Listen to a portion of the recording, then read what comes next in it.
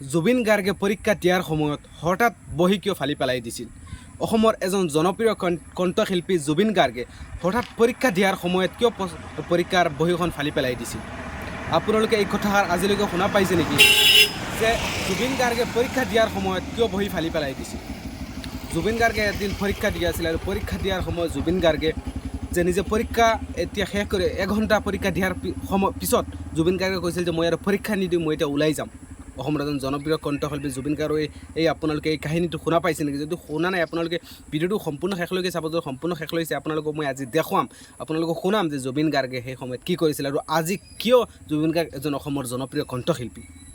অসমৰ যদি শিল্পী জগতৰ যদি এজন জনপ্ৰিয় যদি ব্যক্তিৰ নামে তেনেহ'লে প্ৰথম আহিব জুবিন গাৰ্গৰ। জুবিন গাৰ্গে এদিন পৰীক্ষা দি আছিল আৰু পৰীক্ষা দিয়াৰ সময়ত এঘণ্টাৰ পিছতে ক'লে, ছাৰ মই আৰু পৰীক্ষা নিদিওঁ, মই এই বহীখন ফালি পেলাই দিছিল। তেতিয়া ছাৰে অভদ্ৰ বুলি কৈছিল জুবিন গাৰ্গক আৰু বহুতো কথা কৈছিল জুবিন গাৰ্গক। পৰীক্ষা হলত থকা শিক্ষকজনে এইখিনি শুনাৰ পিছতো জুবিন গাৰ্গে ক'লে, ছাৰ মই আৰু পৰীক্ষা নিদিওঁ। এই কথাখিনি বাৰ বাৰ শুনাৰ পিছত জুবিন গাৰ্গে কৈছিল, ছাৰ মই আৰু পৰীক্ষা নিদিওঁ, মই এইখিনিতে পৰীক্ষা বাদ দি দিম। তো তাৰপিছত জুবিন গাৰ্গৰ শিক্ষকজনে বহুতো কথা কৈছিল, অভদ্ৰ বুলি কৈছিল। তাৰপিছতো জুবিন গাৰ্গে কৈছিল, ছাৰ মই আৰু পৰীক্ষা নিদিওঁ। তাৰপিছত প্ৰধান শিক্ষকলৈ লৈ গৈছিল, প্ৰিন্সিপালৰ কাষলৈ লৈ যোৱা হৈছিল। প্ৰিন্সিপালৰ কাষত লৈ যোৱাৰ পিছত জুবিন গাৰ্গক ঠিক তেনেদৰে প্ৰিন্সিপালজনক কৈছিল যে তুমি অভদ্ৰ কিয়, তুমি কিয় পৰীক্ষা নিদিবা, কমপ্লিট কৰি দিয়া, 2 ঘণ্টা 3 ঘণ্টা সময় তুমি পৰীক্ষা দিয়াৰ পিছত দিয়া। তাৰপিছত জুবিন গাৰ্গে ক'লে, ছাৰ মই আৰু পৰীক্ষা নিদিওঁ। জুবিন গাৰ্গৰ এই কথা শুনাৰ পিছত শিক্ষকজনে আকৌ ঠিক তেনেদৰে ক'লে যে তুমি এজন অভদ্ৰ বুলি। এইখিনি কথা মই নিজৰ ব্ৰেইনৰ পৰা মই নিজে জানি শুনি কৈ আছোঁ আপোনালোকক। যদি বিশ্বাস নহয় আপোনালোকে প্ৰথমতে আপোনালোকে এটা সৰু এটা ভিডিঅ' ক্লিপ চাই, যিটো ভিডিঅ' ক্লিপত আপোনালোকে দেখা পাব যে অসমৰ এজন জনপ্ৰিয় ব্যক্তি নিতুমণি শইকীয়া জুবিন গাৰ্গৰ বিষয়ে কথাখিনি কেনেকুৱা কৈছে। আপোনালোকে প্ৰথমতে এটা ভিডিঅ' ক্লিপ চাই লওক। যিদিনাখন তেওঁ 5 কোৰ্চ ফিজিক্সৰ পৰীক্ষা দিছিল, পৰীক্ষা হলত তেওঁ বহীখন ফালি পেলাইছিল। ফালি পেলাই পৰীক্ষকক দি দিছিল, দি পেলাই কৈছিল, ছাৰ মই যাওঁ, এখন ৰাখক। পৰীক্ষা হলতে যিগৰাকী এক্সামিনাৰ, যিগৰাকী পৰীক্ষক আছিল, তেওঁ হতবাক হৈছিল যে ই বহীখন ফালি পেলাই মোক দি দিছিল, এইটো কেনেকুৱা অসভ্য আৰু অভদ্ৰ। বুজাইছিল, তই কিয় বহীখন ফালিলি, যা লিখ বহ। জুবিন তেতিয়া আকুৰ বুজ, মই আৰু নিলিখো ছাৰ, মোক যাব দিয়ক, মই বহি দিলোঁ। 1 ঘণ্টা হ'ল, মই এতিয়া যাব পৰা হৈ গ'লো। মই 1 ঘণ্টা কেতিয়া হয় দেখি আছিলোঁ, সেইকাৰণেহে মই ৰৈ আছোঁ।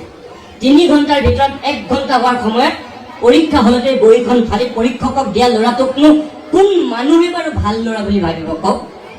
কোন পৰীক্ষকে বাৰু তাক গুড বয় বুলি ক'ব কওক?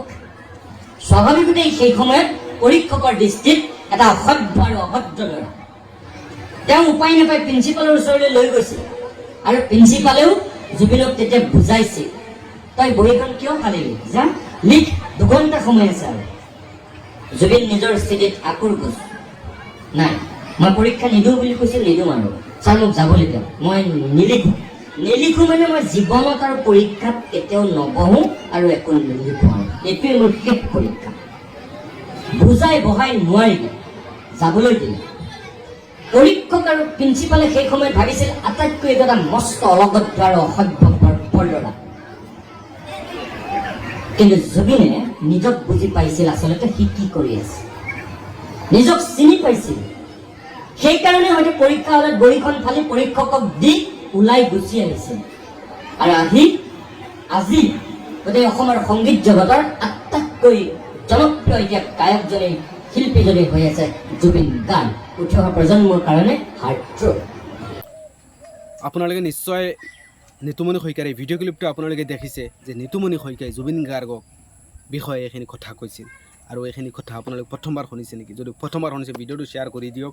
আৰু জুবিন গাৰ্গৰ এই কাহিনীটোৱে আপোনালোকক এটা কথা প্ৰমাণ কৰি দেখুৱাই দিছে যে আপোনালোকৰ যদি লক্ষ্য দৃষ্টি আপোনাৰ যদি এক থাকে, যদি আপুনি এটা বস্তু কৰিব বিচাৰিছে, সেইটো 100% আপুনি কৰিব পাৰিব। আপোনাৰ লক্ষ্যটো এক থাকিব লাগিব। কাৰণ জুবিন গাৰ্গে সেই সময়ত যদি এই বহীখন ফালি পেলাই নিদিলে হয় আৰু যদি সেই লক্ষ্য যদি নাহিলে হয়, তেনেহ'লে জুবিন গাৰ্গে আজি এজন অসমৰ জনপ্ৰিয় কণ্ঠশিল্পী নহ'লে হয়। আৰু জুবিন গাৰ্গৰ এই ভিডিঅ' ক্লিপ, জুবিন গাৰ্গৰ এই কাহিনীটোৱে আপোনালোকে এটা অনুপ্ৰেৰণা দিব বুলি মই আশা কৰোঁ। কাৰণ আপোনাৰ যদি লক্ষ্য দৃষ্টি এক থাকে, যদি আপোনাৰ এটা লক্ষ্য থাকে যে মই এইটো কৰি দেখুৱাম, 100% আপুনি সেইটো কৰি দেখুৱাব পাৰিব, 100% খাটাং।